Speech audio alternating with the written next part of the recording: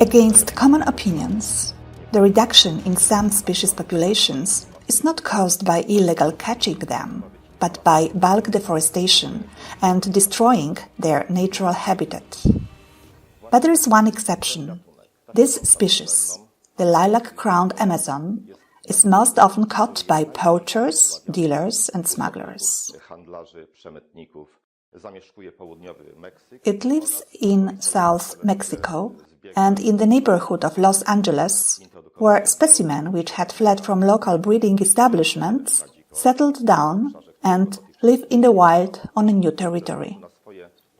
Their superior imitating skills, cheerful character, commitment to people and conviviality are the reasons why they are so popular and why babies are stolen from their nests in big quantities and marketed.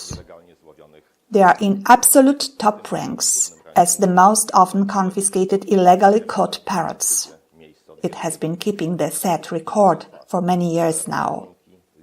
The lilac-crowned Amazon is a strongly endangered species in its natural habitat and has not been reproduced in aviculture at a satisfactory level yet.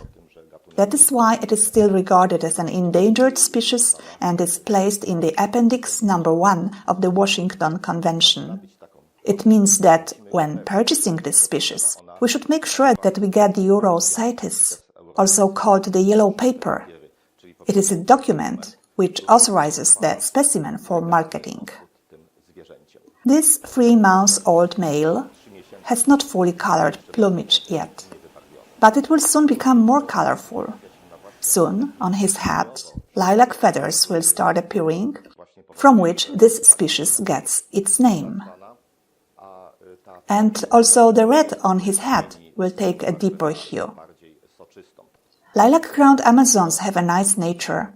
They are very sociable, curious, have great imitating skills, but if we want them to be our pets and companions, they should be hand-reared and should end up in our home at as early age as possible. They perfectly bond with people and become family members.